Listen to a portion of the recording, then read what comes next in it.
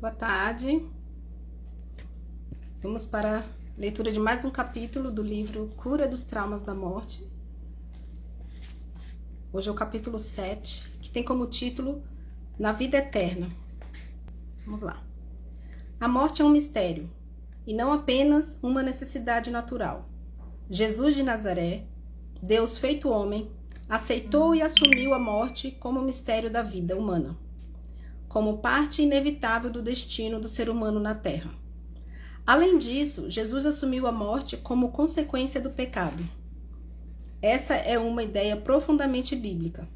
A morte é consequência da desobediência para restaurar o dom do Espírito Santo para todos nós. Jesus assumiu a morte para superar o pecado e a própria morte. Jesus veio dar um sentido profundo à vida e à morte do ser humano. Por causa dele, o sofrimento torna-se um canal para Deus. Todo sofrimento, por causa do sofrimento de Jesus, contém uma semente de vida e de eternidade. O cristão não para na morte. Nossa fé se expressa na certeza da ressurreição da carne.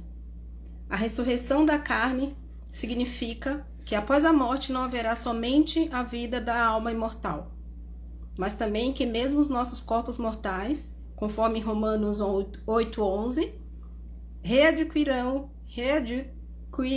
vida. Engasguei. Se não há ressurreição dos mortos, Cristo também não ressuscitou, conforme está em 1 Coríntios 15, 12 a 20.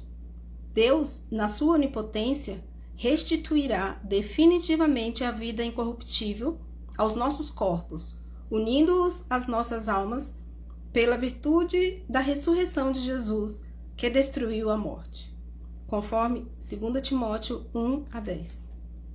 A morte é uma certeza, não como uma consequência de uma punição de Deus, conforme Ezequiel 18:32, mas como condição natural da nossa vida na terra depois do pecado.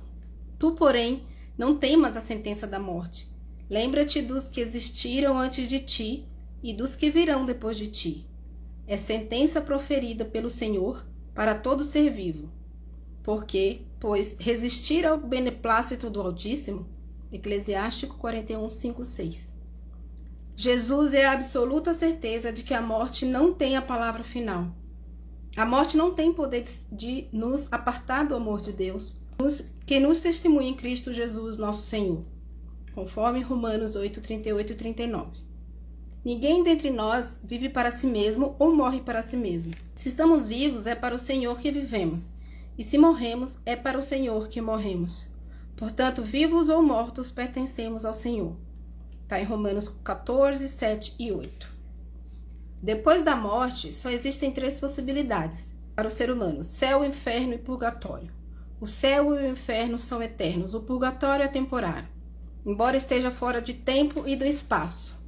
Céu, inferno e purgatório, mais propriamente que lugares, são estados da alma. Quando os anjos e os santos visitam aqui a terra, eles não cessam de estar no céu, porque eles não podem ser privados da visão de Deus. Nossos anjos da guarda, sempre junto de nós, vivem no céu, conforme Mateus 18:10. Aliás, já aqui na terra, temos uma pequena amostra disso. O santo carrega o céu dentro de si, mesmo nos piores sofrimentos. Lá na profundidade de sua alma permanece a esperança que lhe dá paz, paz que lhe dá alegria. O inverso também acontece ao pecador. Nosso destino não se consome aqui, disse Jesus a Pilatos. Meu reino não é deste mundo. Senhor, lembrai-vos de mim quando estiverdes em vosso reino, disse o bom ladrão. O céu é a nossa verdadeira pátria. Aqui somos estrangeiros. Para o céu fomos criados, porque Deus é nosso princípio e nosso fim. Só em Deus nos realizamos plenamente. Temos em nós alma imortal, com inteligência e vontade. Respectivamente, essas faculdades têm por objetivo a verdade e o bem. Verdade e bem que em sua plenitude se encontram em Deus. A felicidade no céu consiste na contemplação e posse de Deus, isto é, contemplação e posse da verdade, da beleza e do amor. Por isso, só em Deus seremos plenamente felizes, plenamente realizados para que se chegue ao céu. E então é preciso morrer. já o levando dentro de si. É preciso morrer em estado de graça, em união com Deus. Além do juízo particular, logo após a morte de cada um de nós, haverá o juízo universal, coletivo, no fim do mundo. Tanto o Antigo como o Novo Testamento fazem referências a este assunto. O 5º capítulo do livro da sabedoria, por exemplo, é inteiramente dedicado ao juízo final. Venham reunir todos os povos e línguas, e virão admirar a minha glória. Em Isaías 66, 18 e 19. Nos Atos dos Apóstolos 1 e 11, vê-se que logo após a ascensão foi anunciada por 2 anjos a volta de Jesus como juiz. Mateus no capítulo 24 e Lucas no capítulo 21 discorrem longamente sobre esse assunto. O importante, porém, é vivermos preparados para encontrar o juiz, o verdadeiro juiz da nossa vida, o absolutamente justo, o que penetra em nossos pensamentos, nossas intenções, que sabe de nossas fraquezas e misérias. No último dia haverá a ressurreição da carne. Marta, irmã de Lázaro, não ignorava isso. Em João 11, 24 está escrito, e Jó também sabia disso. Está escrito em Jó 19, 25. Assim como os irmãos Macabeus, em 2 Macabeus 7, 11, Isaías, Daniel e o próprio Jesus o ensinou. Lá em Mateus 22, 23 e João 11, 25 fala sobre isso. E ele mesmo, como também o predissera, no 3º dia após a sua morte, ressuscitou glorioso. Jesus já está, portanto, no céu, em corpo e alma. Junto dele, por ter sido concebida sem o pecado original, também se encontra Maria, acerca de quem a igreja ensina que adormeceu, podendo ter morrido. E pelos anjos foi transportada ao céu, que é a Assunção. No último dia, os corpos dos justos ressuscitarão gloriosos, semelhante ao de Jesus ressuscitado. Os justos ressuscitarão para a glória, e os condenados para o seu opróbrio. É uma questão de justiça. O homem inteiro é corpo e alma. O corpo participa de nossa vida, seja pecaminosa, seja virtuosa.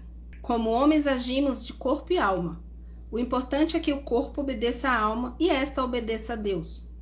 Como bons filhos, obedecendo a Deus, nada teremos a temer. A morte será o encontro com o melhor dos pais, o Pai do céu.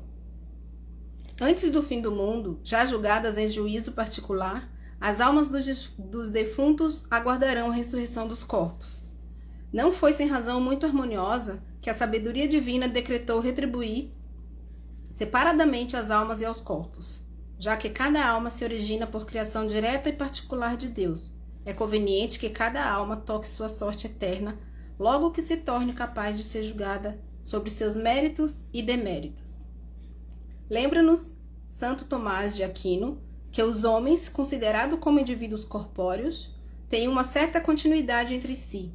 Por isso, é próprio da corporeidade, conforme Atos 17, 26.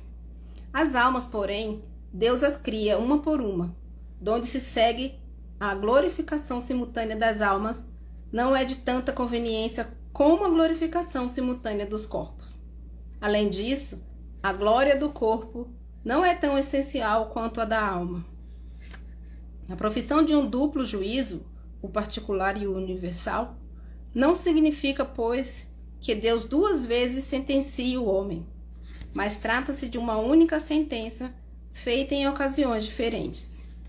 O juízo universal acontecerá para que tudo o que foi oculto seja posto às claras, para a vergonha do pecador e a glória do justo. Tudo o que foi encoberto será conhecido, toda a verdade será conhecida por todos. Será a hora da perfeita reabilitação dos caluniados, difamados e injustiçados. Estes nada perdem por esperar. O tempo passa. O tempo é breve. A justiça de Deus é absoluta e irrompe da eternidade. O mais importante para cada um de nós, no entanto, é o juízo particular. A hora da morte, a hora da passagem do tempo para a eternidade. É o momento mais importante de nossa vida. Por isso, devemos viver de modo que tudo nos sirva de meio para a conquista do céu. Se tua mão ou teu pé te leva à queda, corta e joga fora. É melhor entrares na vida tendo só uma das mãos ou dos pés, do que com 2 mãos e 2 pés serem lançados ao fogo eterno. Está em Mateus 18:8. Normalmente não precisamos chegar a esses extremos, mas às vezes precisamos chegar a outros que podem ser maiores. Por exemplo, a renúncia de um amor ilícito ou a uma posição social brilhante. Estamos aqui de passagem e por mais que vivamos, o tempo nada é em relação à eternidade. Salvar a alma, eis o que importa. Por isso, viver em união com Deus, que é o nosso princípio e nosso fim. Viver com Ele para com Ele morrer.